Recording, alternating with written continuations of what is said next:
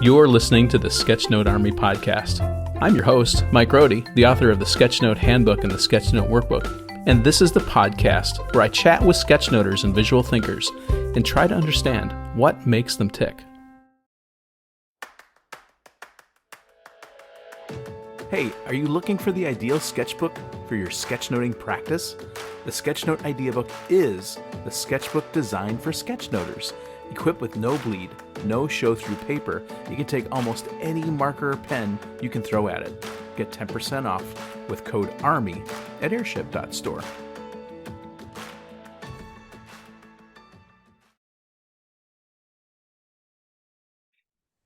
Hey everyone, it's Mike, and I'm here with Elizabeth Chesney. Elizabeth, how are you doing today? I'm good. It's sort of evening here in the UK, so it's quite relaxed, and we've got a bank holiday, so it's even more relaxed. Good. Well, you'll be laid back and ready to answer all kinds of questions and let us see inside you the way you think. So I brought Elizabeth on because I follow her on Instagram. I don't know how we crossed paths, but I'm glad we did. And she does a lot of sketchnoting that she shares online, but also taking design concepts, which I really like her approach, is taking these design concepts and then breaking them down with like handwritten notes on top of them to help you understand how these design concepts work and why they work, which is really helpful education, especially for people who sort of sense something's going on. Maybe they're not trained as a designer, but they sense something's going on and they're curious about why it works that way. And you sort of fill that gap, which I love that. I love education. I love that whole thing. So that is how we cross paths. And I thought Elizabeth would be a great person because very recently you were doing some sketching for a project and it turned into a full-blown sketch note. And you shared that video on Instagram. So maybe we can even talk about that project. And I thought this would be great to talk with her and sort of see how sketchnoting fits into her everyday life and the stuff she does. So welcome. Thank you for having me. Yeah, you're welcome. So why don't you start by telling us a little bit about who you are and what you do? That's great. We start with an M. So I'm based in England. Despite my accent, I'm actually Scottish. So any of the British listeners are going to be going, that doesn't sound right. But so I, though, mainly work from home. I'm a freelance-based marketing designer. I do two types of things on the average day. I'm either building assets for commercial teams, whether that's sort of layout design, landing pages, websites, and a lot of that is UX based as well. So I've kind of got UX interweaved quite a lot in the background, very similar to yourself, Mike. It's kind of something I've grown into or using skills I've learned before and applying them in that way. And then the other part of me is actually working with seed level startups. So people who have an idea, but actually don't have anything behind them to help them with the funding. So actually I build lightweight brands. I call them diet brands because they're like mini logos and brand sheets rather than these big brand books. And then helping them with like a commercial slide deck to help with the sort of buy-in when they're presenting their idea, and then some flat user interface design concepts. So they kind of got like, this is what we're looking to achieve. And I also work with them in a marketing sense, like how's the best way to present that information. So they might talk to me for 10 minutes and I say, well, this is how you frame it. This is how you'd phrase it. And that's part because of the big marketing background, which we'll get into, that I have. And so it's kind of like a unique sort of offering for these startups. And I've done a couple now, and it really helps them look professional at that seed funding level. So I kind of do two arms. One of this sort of big marketing aspect with sort of SME, B2B companies. So you're sort of quite medium enterprise companies. And then right at the start, founders. So it's quite nice. I've got a mix that I work with. And I suppose the ideal client would be someone that you helped at a seed stage who turns into the middle stage, right, where they grow, and then you can stay with them. Ideally, I suppose, at some point in the future, right? Yeah, this is coincidentally, this is my anniversary today of when I decided to go freelance. Really? Yeah, so this is a year ago, last year is when I went, I'm going to do freelance. I'm going to make this sort of decision. This is what I want to do. I want to work in the sustainability, climate action sort of sector as well. So purpose-driven businesses. So it's been really nice to sort of work with some of these seed founders who have got these ideas to try and help the planet or help people. And that's the thing, helping people, planet, or animals. That's kind of my three pockets. I'm quite happy at the minute that I'm working with a lot, which is actually enable social connectivity. So actually, ironically, from some tech issues we had at the start of this podcast, I'm working with one which is actually enable telecoms to more rural areas. So lightweight telecoms. So it's cheaper, it's quicker to put in. So giving a lot of rural areas in Scotland and Wales and Ireland better access to the internet, because the pandemic sort of showed how disproportionate access to technology and internet was. And that's what one of these companies I'm working for at the minute is doing, is these sort of startup sort of telecom poles and cabinets to be able to be put in these sort of places, so everyone's got access to the same level of internet. So it's quite nice. It's quite nice to see sort of the different ways that these people are helping communities in their own way. That's really cool. So you obviously just been a year since you've gone independent. Talk a little bit about what got you to that point. What did you do before that? And a little bit of why you decided to go independent. That would be pretty interesting, especially I think about the audience that's listening here. A lot of times they do sketchnoting or visual thinking sort of on the side or as a side thing at work. And there comes a point for some people that they want to go independent. I know several people. So it might be helpful for them to hear sort of your journey and your thinking and all that. Yeah, well, I would start my journey really, 20 years ago now, which makes me feel even older. When I was like, oh, brilliant. Hold on a minute. All right. Monty, come here. Sit. Sit. Wait. I don't have somebody at my door next, so hold on. Wait. Okay, we can cut this.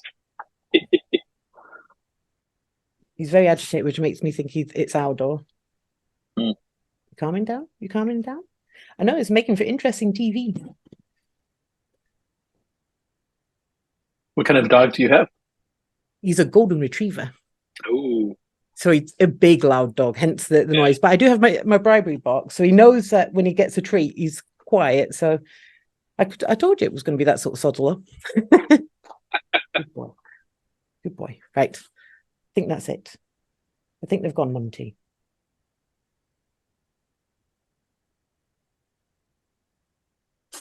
Right. We're going through it all today. Makes for a fun thing.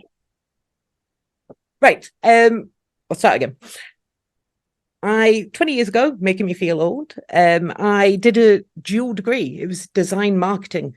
So it was about 70% design, 30% marketing. And it was design focused as well for marketing. So packaging design, point of sale design, print design, very traditional design. And unfortunately, I am that old where, websites really were just becoming a thing. I went to uni when it was zip disks. That was the biggest thing that you could store everything on. And I remember thinking, brilliant. And it was Yahoo search rather than Google search. So it was kind of, I was very traditionally taught in design. So very much pen and paper. Like I think my entire first year was marker pens and fine liners. It wasn't digital. And then we moved into digital and the Mac labs and all that side of things. And from university, I was very fortunate, got a job straight away into a marketing team, doing design for the marketing team, exactly what I sort of did for about 6 years. And it was really interesting. You got to learn so much about marketing. It's so much about the inner workings of a business as well, and how everything works, and the commercial team, the sales guys, all that sort of side. And then lucky for everybody who's old enough to remember as well, then we had a financial crash in 2008, where, especially in the UK, most people weren't wanting in-house designers, agencies weren't hiring, it wasn't seen as something that people wanted. So I kind of, luckily enough, having the degree I had, I flipped my degree, basically. I flipped my career. I went from doing pretty much pure design with a bit of marketing, so, I used to do marketing admin, to start at the bottom at marketing. So I went up in a journey in marketing. I quite rapidly went up to sort of manager level, but I was very employable because I could do design and I could save companies thousands of pounds because I could do everything they were paying someone externally to do, or at least I could take some of the load of that budget off.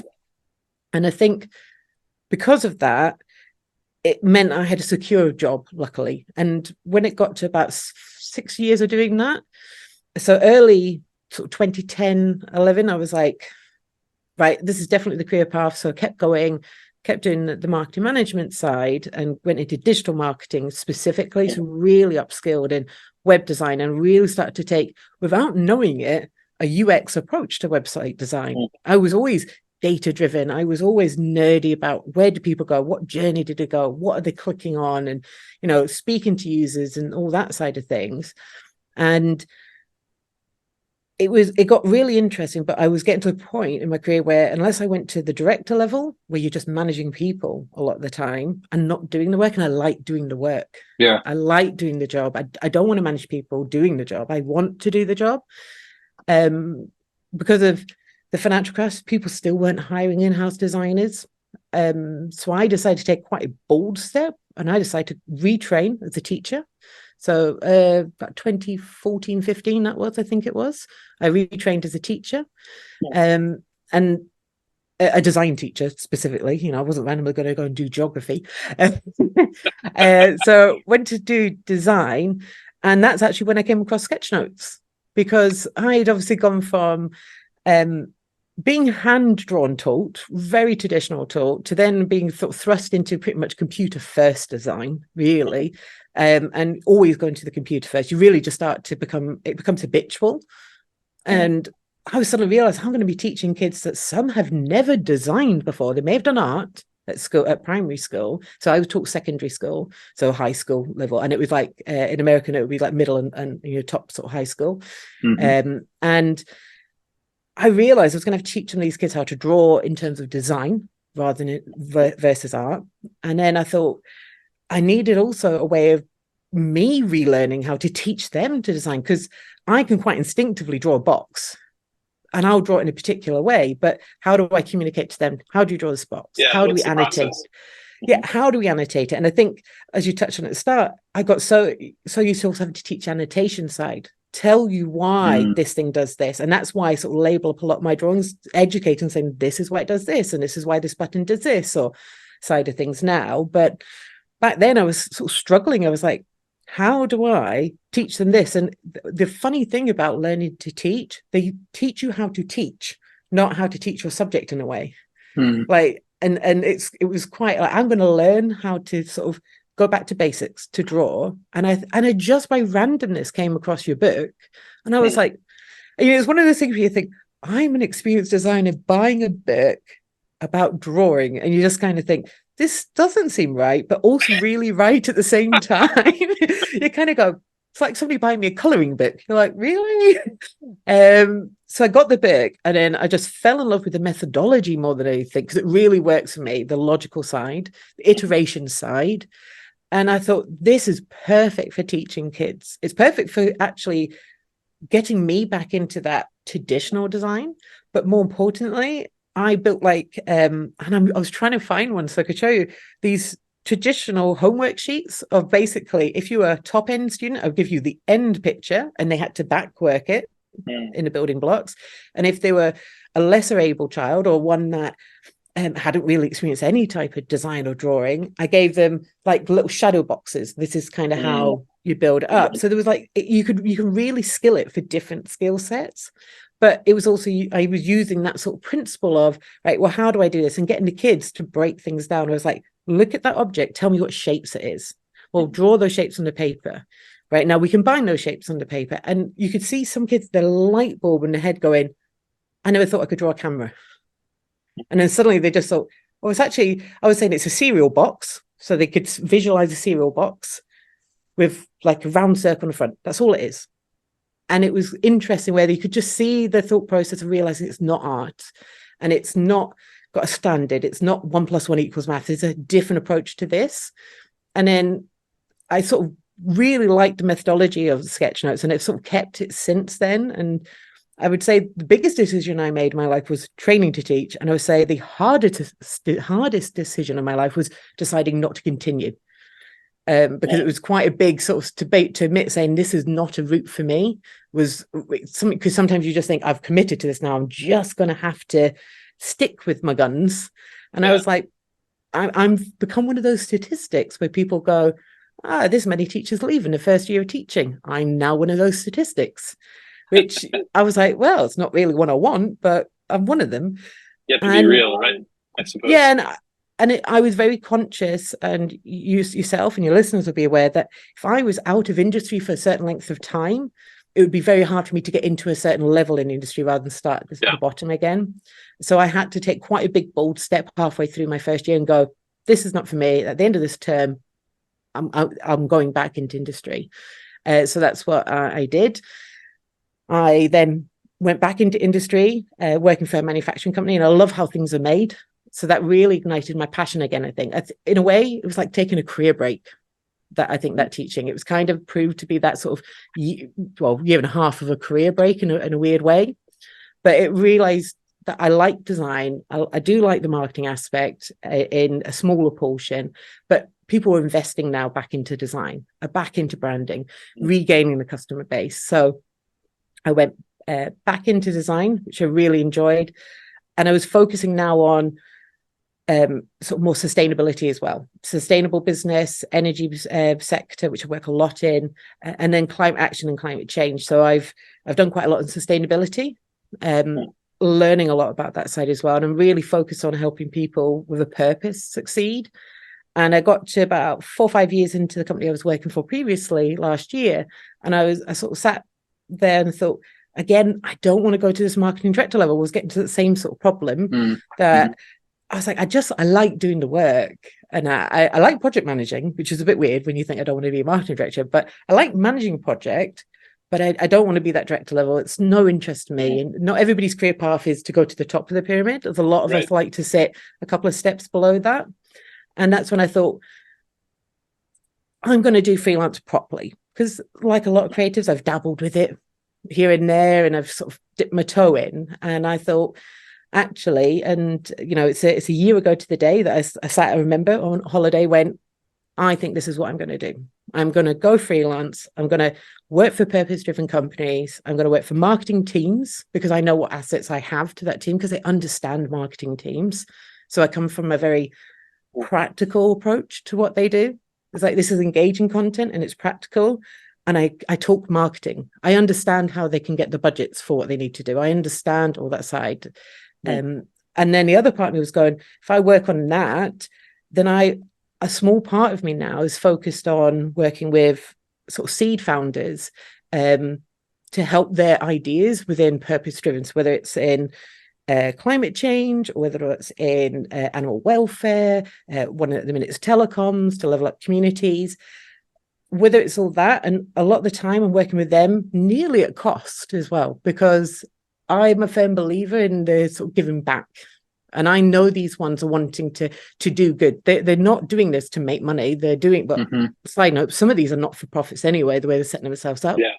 Yeah. And a quote that's always stood with me, and random person that I heard it from, I don't know if it's actually him originally, but it's the person I remember saying it, which is the rapper singer Pitbull, of all people. Okay. Yeah. And he said, money does buy you happiness, you just have to give it away. And I thought it was a really interesting way of framing it. And I was like, so I work with these smaller projects to try and give back in a different way. So enabling them to have something that will do good. At the same time, we're working for these bigger SME marketing teams. So so for nearly under a year now, I've been doing freelance. I turned freelance at the start of the year. I have a contract job with a marketing company, and which secured my time because of the experience I've had. They were like, well, work for us for 20 hours a week, and then anybody who's freelance will know, anywhere up to 60 hours a week, I'm working for myself as well. Sort of thing. There's no real, you only do 40 hours freelance. It's like, because you're also marketing and accountant and HR and everything. Social media. Yeah. So, social media, videographer is my thing at the minute. So it's interesting, because that journey, all those things I've gone through and the experience I've had, like the financial crash made me more prepared to be freelance, because I knew what I had to put in place to cope with those sort of events. The pandemic also had the same effect. I know what I need to do that. So hopefully this is now my journey. Wow. That's really great. And I would think too, going back to your education, you took that year and a half to kind of potentially switch careers, and it was clear that it wasn't the direction. But I would think that education on how to educate, as much as, it didn't fit for you to be a full-time thing, you found ways to integrate that. That's what I think attracted me when I was on Instagram. I see you doing that kind of work in the things you're doing. And I imagine for those seed level startups, you're teaching them how to position themselves and how to reframe, what's the narrative, right? All those things are things you can teach out of your wealth of knowledge in marketing, and then teach them in a way that fits their situation. Would that be a fair way to think of it? Yeah, and I myself, I'm a constant learner. Like one of the masterclasses was actually yours, an Interaction Design Foundation. So, I've watched one of your masterclasses. I think I've done one of your other ones as well, one you did as an independent webinar. And I'm always wanting to learn. And I always like to experience how other people teach as well, thinking, I like that, or I like that technique. And I'll be like, oh, I'll write that down. And funny enough, I have that in my sketch notes. I have my playbook, which we'll probably get to in terms of tips and that. And I write everything down, and I'm always wanting to learn, even if it's subjects that have totally nothing to do, because I've just got an interest in the subject. I've done a criminology diploma because I was just really interested in like CSI and things like that. I was like, I just want to know more about this. I have no interest in doing it as a job, but I want to learn more. And through my sort of social media, and part of what I've tried to do with some of the, here's the buttons and this is why this is this, and like trying to break it down to people, like trying to understand to them why, like 3 lines of text, why it should be orientated like this, and the different shapes it should do. And it's really nice getting feedback from a couple of people who are actually junior marketing people that are following me, going, oh, that's just made it look so much better now in my PowerPoint. And it's they're applying these little concepts in different ways. And it was so nice. That one was so proud. They sent me like, look at this. I took your ideas. And I didn't even know they were following me because I've never interacted with them, but they were so chuffed just to say. And I was like, it's like that teaching approach. And I've got like a whole program of other things that it's just getting the time, unfortunately, of other things I want to say, like this is this way. This is why it looks better than this way. Both are fine, but let's have a look breakdown. So it's kind of that. It was so nice to see little things I've done just to try and like help and part that information. And as other people are sucking in, they're like the little silent people that they don't interact, they don't like your stuff, they don't comment on your stuff, but they're clearly just sitting. You're having an influence for sure. Yeah. And I get like little messages going, how did you edit that in? Like they go, well, how did you do that in Premiere Pro? And I'm like, well, I didn't. I use such and such to start with. I said it's far easier if you're not a pro with something like Premiere Pro or something like that. Goes, use Canva, use Adobe Express, just use something that's easier, sort of thing. Don't think you have to use this big software because the big boys use it. You know what I mean? Right. I always say, use something that's just user friendly, and that's what Canva wins. Yeah, exactly. I mean, I use iMovie for almost everything. Podcasts. I've used it for my teaching. So when I do my training and I cut it up and turn it into a video for sale, I'm just using iMovie. I mean, I've always believed this, like a lot of times we tend to think that we need the big software when simple software that's default on your machine is often more powerful than you realize because you just overlook it. And that there's opportunities to really push it further than you really think it could push. And I think like going back to my secondary school education, the most advanced type of art software was the equivalent of whatever Paint was back then. Yeah, we were drawing everything in Paint. And I have one of the first things I ever did upstairs. And it's a little folder that my mum was obviously like, look what she drew, sort of thing. And we just think that's cringe. It's cringe-worthy, Mum. But now I'm 40, I think that's actually quite cool that I've got something that I did digitally way back when. And I remember looking at it every time going, but on the other hand, Paint could do a lot back then. And that was 20, and on Coral Draw, I think we were using, and Quark, we were saying with layout design, Quark, I think. So I'm in the age where Dreamweaver used to be owned by Macromedia rather than Adobe. So, and I do sometimes think, like I always say to people, Microsoft Paint can actually do a huge amount because I'm a Mac, not a Mac user, I'm a PC user. I say I use Notepad by default for a lot of things, typing up notes. And it's so great if you're doing web development because it strips all the code out. It strips all your formatting. So you know you've got a clean copy and paste when you're putting into something. So I do think that we forget the simpler things. And it's the same with going back to just sketching, going back to that idea of stop forcing myself to use Illustrator straight away. Because I'm not a pro at Illustrator. I have to keep Googling stuff because I always forget stuff. When you have to remember how to use Photoshop, Illustrator, Premiere, and InDesign, and Figma on your average day, you get to the point of there's only so much I'm going to remember how to do. Yeah. Sort of thing. Yeah, you focus on the things you use often, right? And you Google the things you use occasionally, which is fine. I mean, I wish Google was around like Google when I was learning would have been brilliant when I was at university. No kidding. Well, we're on this discussion of software. We sort of hinted at this when we prepared for this, talking about the drawing and software. And so I think, agree in this sense that I think it's important that you do your concepting on paper with pen to get the idea and to think through the idea before you get into software.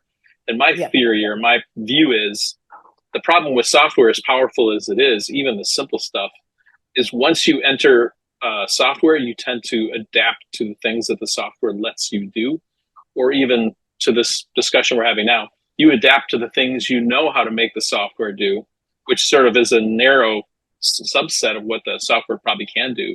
But by using pencil sketches or sketchnotes or whatever technique, as ugly or beautiful as it is, it helps you think through where you're going to go before you ever touch any bit of software. So you're coming with this approach that's not hindered in any way by what the software can or can't do. It's more like, what's the solution that we're solving for the person, the customer, the user using this thing? Let's start from that point, which, that's our UX perspective, and then work back to making it happen, and then bring the tools in. Would you kind of track along the side of that, and have you seen that apply?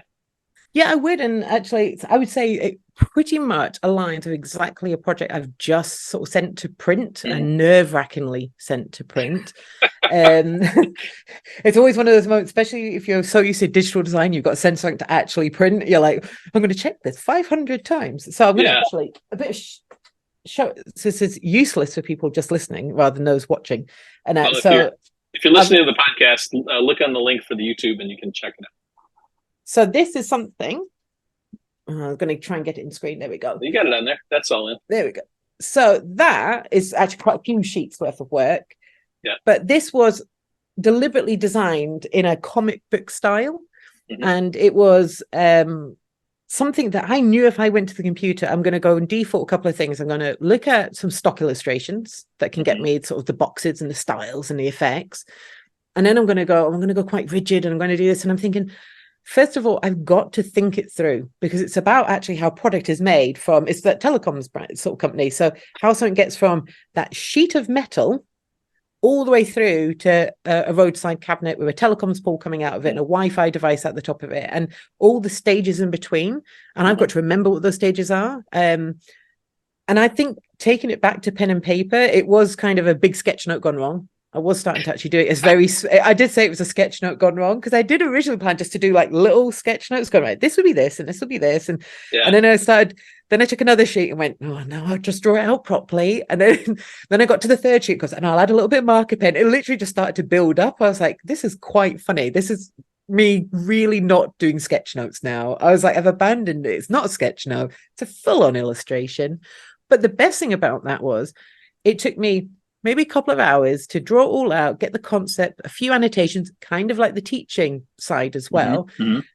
Just took a picture of it and sent it to the MD and went, this is the idea. And I don't want to spend time doing Illustrator if you don't like the concept of this being this comic book superhero theme. And he was like, I like it. I really like it. Luckily he's got a good vision. He can see what's going to be the end result as well. He knows what I'm capable of. So he knows what will be produced. And even when he looked at this very basic sketch, he went, oh, by the way, it's not called that. It's called this.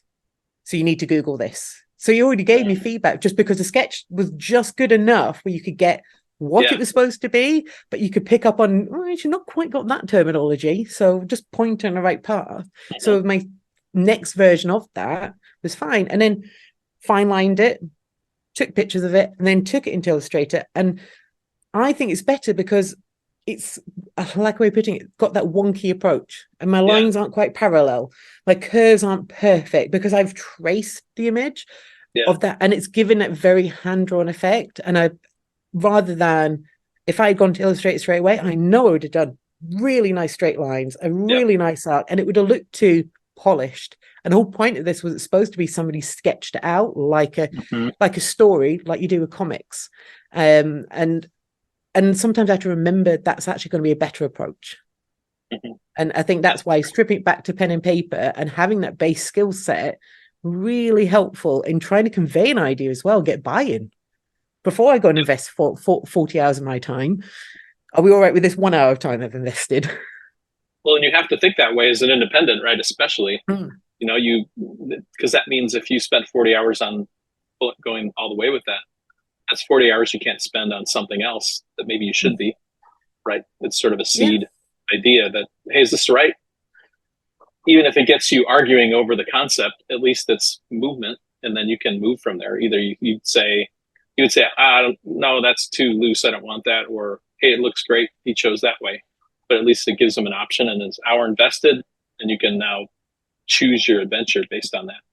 And I think the reason behind doing it as well goes back to maybe the last 2 to 3 years of really getting deep into UX design in terms of websites, where really starting with pen and paper wireframes, pen and paper wireframes, then even moving into just block design before, and saying like, this is kind of where the hero shot's going to be. This is where the intro is going to be, and laying it out blocks like that before even building it. And again, in web design, we get so carried away from getting a brief and going, right, bang, here's your website. And then going, oh, actually, we don't really like that, and it doesn't flow here. But doing it in that stage block, which does take more time, but then that's kind of part of the investment with UX rather than just going straight into web design. And that's part of what I've been trying to do when doing freelance, is going, like, even when I approach the marketing teams, I go, I don't do your brochure straight out the bat. What I do is I go, here's the general skeleton structure. This is what your page layout is going to be. And I give them like a skeleton grid of their, say, 16 pages. These are where your content blocks are. This is roughly where your imagery is going to be. This is the idea. And I'll give them like a mood board going, and this is the visuals. And then they can buy in on that. So when I produce the end result, it should be pretty much on the button, rather than coming back going, oh, actually, we'd rather it was a bit like this. And could those be amalgamated together? Don't get me wrong, you do get ones like that, but where it's been lost in translation. But again, it's to try and help me knowing that that's kind of way marketing teams work as well. If you can give them an idea, if you've got somebody with a remote bit of creative brain, they can visualize it already in their head as well. They kind of know what the end result is going to be. And it just helps and gives them confidence that they know I know what I'm doing. So I kind of strip it down, even if it's digitally kind of blocks. But yeah, I think going straight into the actual design end phase, and in a way, that's what sketchnotes has taught me, is to not always go for that sort of thing, not always go for the end result with the color and the fine line and all that. You know, use a pen and paper, use a pencil, sort of thing. That seems to work. I continually, you know, I've been doing this for many years, and sometimes I'll jump right to the computer and stop myself and come back and get out my iPad or a piece of paper and just sketch the concept. And it always seems that those projects turn out better. They iterate better. They're smoother. Like they're more thought out. Like all those things that you want in an end product ends up getting bound into them when I approach them that way. And typically I do, but there's times when I'm like, if I'm in a hurry, I might forget that step, and I'll have to like, okay, stop. Let's go back. Let's do some sketching. Even if it's just a little bit in my bullet journal, right? Just to think through the process, that might be enough, right? It doesn't have to be some crazy detailed thing, but a little dump of ideas, and seeing it helps reinforce things and give it direction, which is really valuable.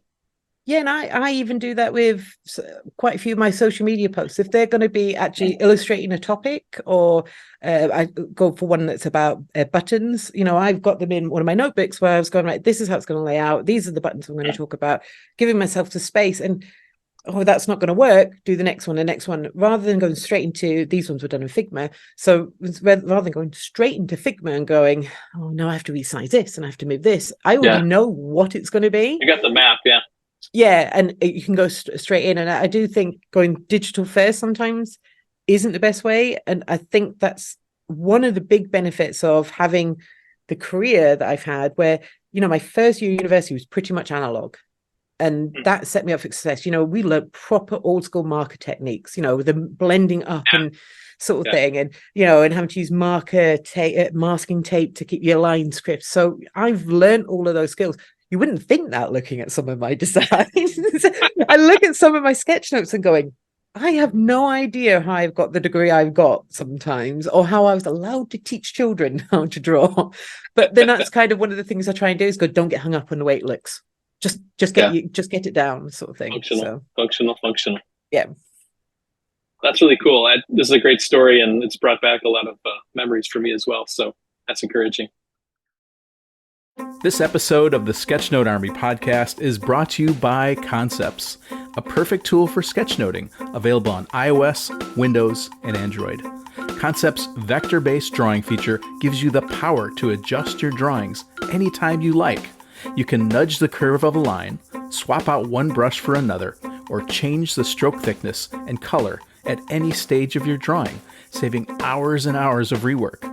Vectors provide clean, crisp, high-resolution output for your sketch notes at any size you need, large or small. Never worry about fuzzy sketch notes again. Concepts is a powerful, flexible tool that's ideal for sketchnoting. Search Concepts in your favorite app store to give it a try.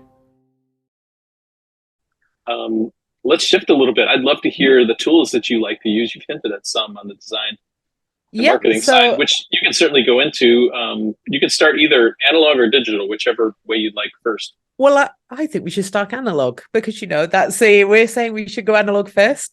I'd like to say I'm a black pen enthusiast.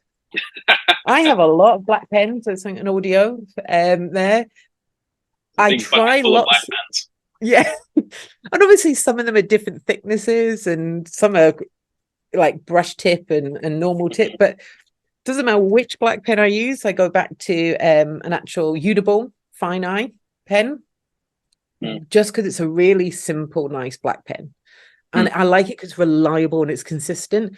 And they usually come in a pack of like 5 because I seem to lose them. I don't know how I lose them. It's like batteries, they just disappear.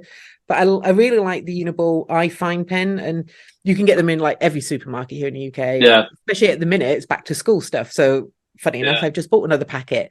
So I like them as well because they're consistent. It doesn't really matter what paper I use. They come out the same. They don't really bleed. And it's just got that nice crispness to it. And then with them, if you think I'm a black pen enthusiast, you should see the amount of marker pens I own. But I have a huge amount of color and marker pens. But for the sketchnote side, I found I was trying to focus too much on the color and not just instead of just giving it a bit of a highlight and a bit of a punch more than anything. Right. And then my brain sort of twigged and was like, well, just use highlighters because sort of thing. So one of the things I really like is these are the Sharpie highlighters. So the S notes, and they come in about 20 or so colors. Look like nice pastel colors. If you're listening, it's they're not the traditional intense, crazy colors. It's more like pastel colors. Yeah, and I think that's why I really like them because they've got a bit of a punch of a traditional neon sort of highlighter. They've got a bit of that punch, but they've got the softness of the pastel sort of very Zebra. I think bring out a pastel range. I've got God knows how many of them as well.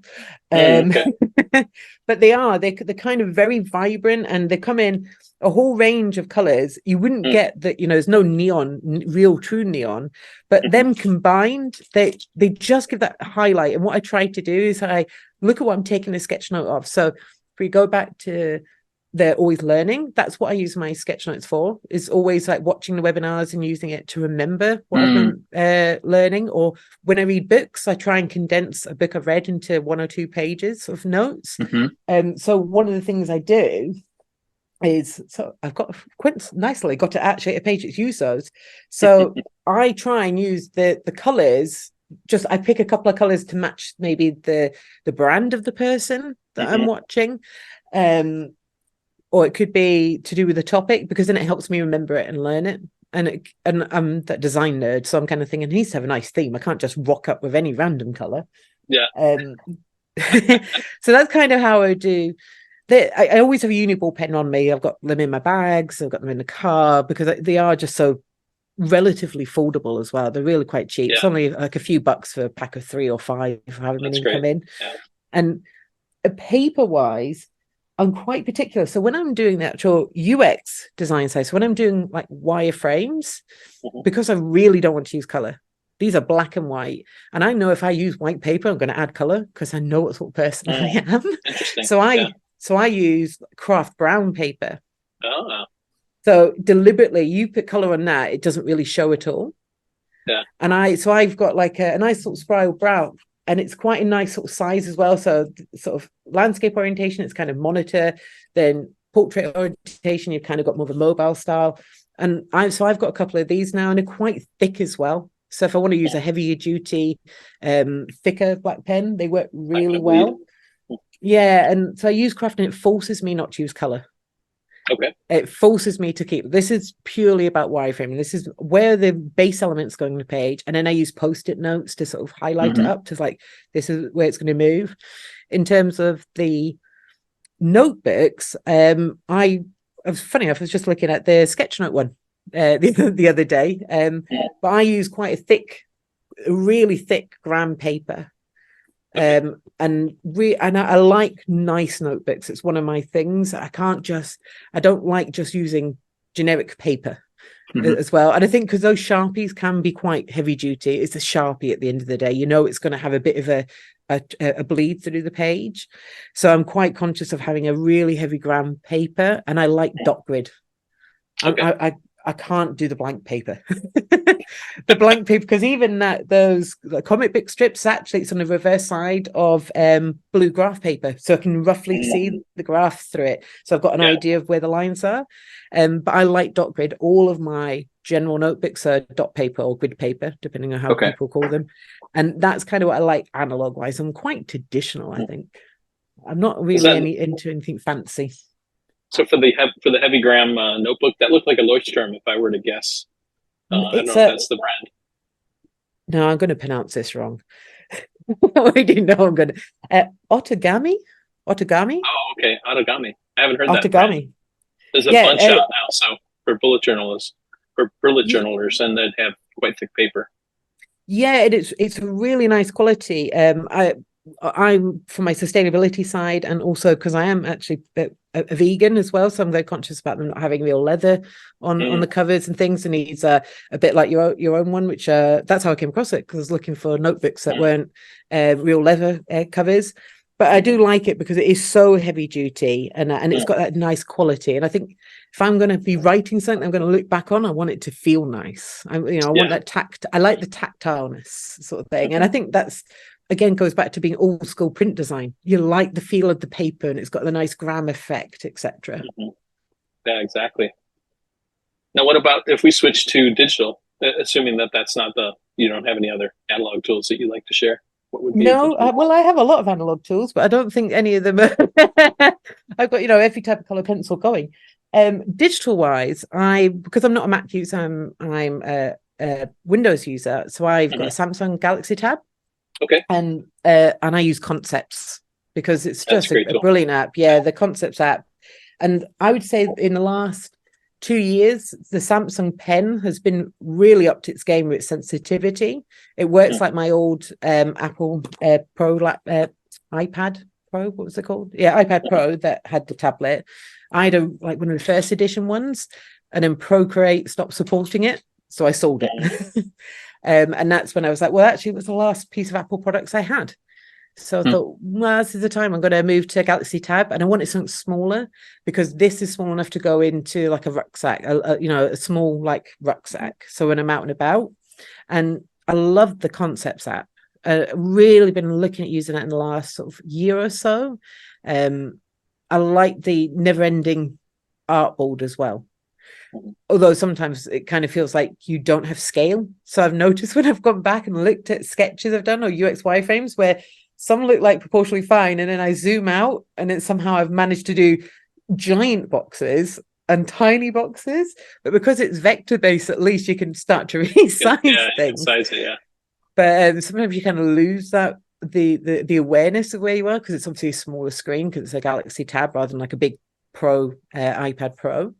But I do like the concepts. I've tried a few and they just didn't seem to have that sensitivity with the Samsung Pen. But equally, they didn't have even just a free version of concepts, the wide range of colors, wide range of pens available, and that. So yeah, I do like sketchnoting though, because you can press undo and you can change the line that you just done. That's a bit nice, dodgy. And it does the smoothing out. I was like, oh, I like this. Why can't I do this in real life with a pen and paper? Yeah, exactly. So is that the tab? I think is more like an A5 size. It is. It's, to be fair, it's not far off the size of my notebooks. So it'd probably be closest to an iPad Mini if someone's used to iPad. It's probably more in that range. Yeah, it is. It's a nice size, and I got that because I wanted something that was bigger than my phone for actually learning. Because a lot of learning now online, you can't get books for a lot of things anymore. But I didn't want to have to keep using my phone, and when I've spent 11 hours of the day at my computer, I don't want to have my computer on an evening. So I bought it originally to be able to read ebooks or do some of the courses I've signed up Video to. Training, and even like your webinar, I think I watched it on my Galaxy Tab or potentially drew it on my Galaxy Tab. I can't remember now, but I use it for that. And then it's like the penny dropped. I was like, well, why don't I do some sketch notes on this? And then I've started to use it more for the wireframes, because it's easy then to take that and then put it into like Figma.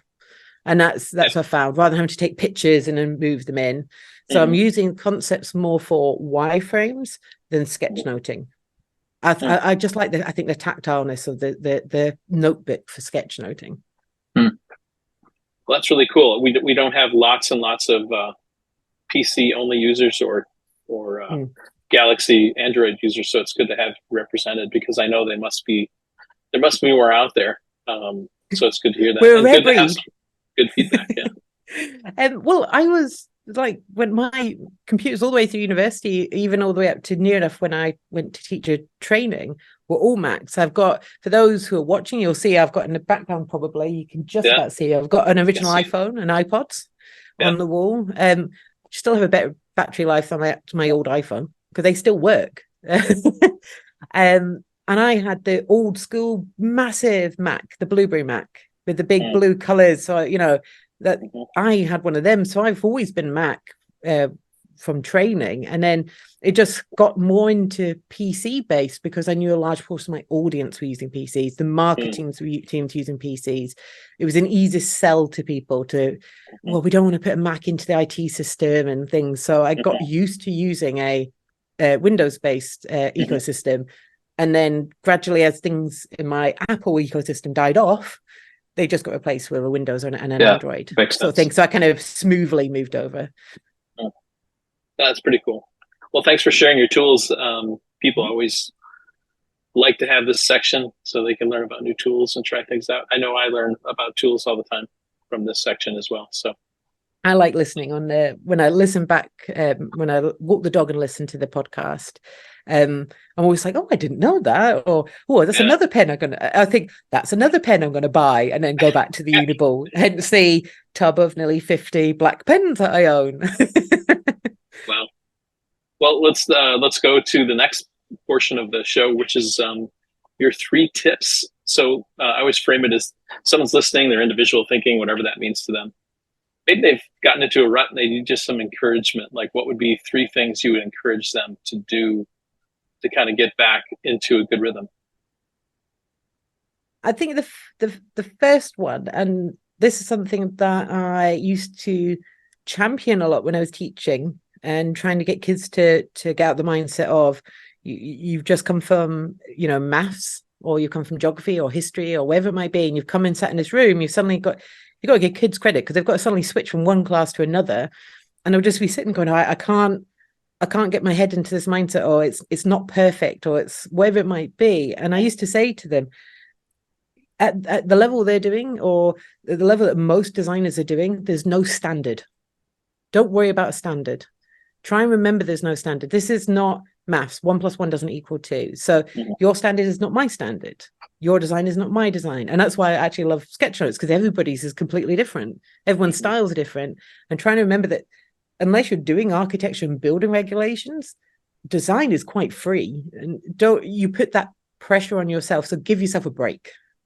Remember that you're setting the standard in a way, and try and sort of give yourself a break, because I think we all kind of get a bit too hung up on, oh, it needs to be like this. And it's kind of like, no, just there's no standard to design, really. It's quite freeing. It's not as free as art, granted, but that's very expressive. You know, you've got a fine line. You know, we do have some standards. we're not going to the really, really fluid art world. But yeah, try and remember that you're the one giving yourself a hard time. So let up on yourself. There is no standard. So I would say that's probably number one. The second one is a bit something that I wish I did a lot early on in my career, and I've only started doing in the last, I think, 5-6 years, actually, after I finished teaching. Really, I'm going to get an example. Is I create playbooks, because a hybrid of a sketchbook, a scrapbook, important notes, things that I think are really interesting that I want to sort of scrapbook. And the reason why I wish I started this earlier, so for those listening, I'm sort of holding up some like cutouts that I've done, and I've annotated them, and things that I found online, or logos and packaging that I like, and I cut them out and I sort of stick them in, and I write why I like them or why it's worked, and sort of annotating them. But I also do my sketch notes in it from the books that I've read or the webinars I've attended, and I have one for each year. And the reason I like them is sometimes it's really good to just, if you've got that mental block, is go back and look at something, pick a subject you've read and think it could inspire you. Or if you think, oh, this is no good, look what you were doing 5-6 years ago. And it's like when I look at the thing I designed when I was 15 using Microsoft Paint or whatever it would have been, I'm like, oh yeah, I've actually come quite a way since then, sort of thing. So I wish I did these earlier, because it's so interesting to look back on. But more importantly, I get inspiration every time I look at them, because it's personalized to me. It's my journey. It's my type of design, and it helps inspire me to look at it and go, oh yeah, why didn't I try that? Or, oh wait, I forgot about this. And sometimes it can spark that idea or give you the confidence boost. You remember you can actually do this, right? It's like when I draw badly, or I wouldn't say badly, it's not a word I like to use, but I draw in a way where I just think, how do people pay me to do this, sort of thing? And then so I deliberately sometimes go, and I've got like some really nice hand-drawn, coloured in, really heavy duty 20 hours sort of pencil colours drawings in my playbooks and my sketchbooks, because it's just to remind myself I do actually have that talent. It's just my brain's not using that talent at the minute. It's clearly using it for something else. You know, it's worrying about, what I'm going to have for my dinner. So it's nice to look back, and it kind of reaffirms where you are, but also gives you that inspiration. And I would say the third one is probably a classic one, is walk the dog. The amount of things I can solve by walking my dog. I take him out for a walk. 45 minutes later, I'm either inspired, I've fixed the problem while I've been walking the dog. I might think, oh, this is a different way to approach it. The dog is brilliant, because I talk to him like a crazy dog owner I am, and he doesn't answer back. He has a good go, granted, but he generally doesn't answer back. And I would say, so take that tea break, go in the garden, walk the dog. Like during the pandemic, it was harder. So I used to go in the garden and just walk up and down a few times, throwing a ball with the dog. Because as soon as my brain, it's that adage of, to be creative, you also have to be bored. You have to have that bit where your brain is not thinking about what you're trying to think about. And that's why we have our best ideas in the shower when you're going to sleep, because you've suddenly switched off. So I try, sometimes the dog gets 4 walks a day. She loves, I'm sure. Yeah, well, it gets to a point where it's like, oh, do we have to? Do we have to? So I think we really underestimate getting away from your desk Get out in nature, walk the dog, just, that fresh air. There's something about it that for me really works to help me get over that struggle. And it could be any struggle. It could be a design struggle. It could be from the marketing stuff that I work on teams with, saying, how should we approach this? So I find it's one of the best things I've well, I'll say it's 9 years in now. It's the best thing I've had, really, in terms of my tools as well. It's a very analog tool. Yeah, that's good. It's a good reset. Mm. Well, those are great tips. Thanks for sharing those, Elizabeth. Very helpful and encouraging, making me want to take my dog for a walk now, which maybe I should do after this because I've been sitting for an hour. So, well, yeah, and it's I've like one of my friends. She says she plays with the kids. She says she'll go and she'll just like build Lego with the kids, or she'll go and color in with the kids because it's one of the few friends I got that's in a relatively similar role, so she gets it as well. And she says sometimes just doing that and like drawing it back to a more basic level makes her go, that's how I could approach this problem, or that's how I could do this logo idea, because she's very much logo design, and she's like, that's, it's like the penny drops moments, because she's doing something related, but at the same time not thinking about it. So I really do think sometimes you have to give yourself 10 minutes to go and do something else. Yeah, let your subconscious work for a bit, I guess. So it can kind of churn on things and give you back some ideas. Yeah. So Elizabeth, where can we find you? What's the best place to locate you? Website, social media? Where do you hang out? My website is below2, so spell out TWO, .co.uk, and that's pretty much all of my social media is the same. So it's below2 studio. So whether it be Twitter, Instagram, TikTok, the whole lot. Very rare. I've managed to secure it on all of the platforms. Wow. Especially in today's world where so many things are taken up. But you can find me there. I'm generally mostly on LinkedIn and Instagram. I've called it Twitter there. We should start getting called using X as the term. But you can find me on LinkedIn, Instagram mainly, and my website, which is the key thing. Okay, that's really great, and you can go check that out, everyone. We'll have, of course, always show notes and samples, and if we can get some samples from Elizabeth, we'll link to those as well, so she can throw them on our website and send us some links, and you can see some pictures of her playbooks and some other things that she's talked about if you're listening.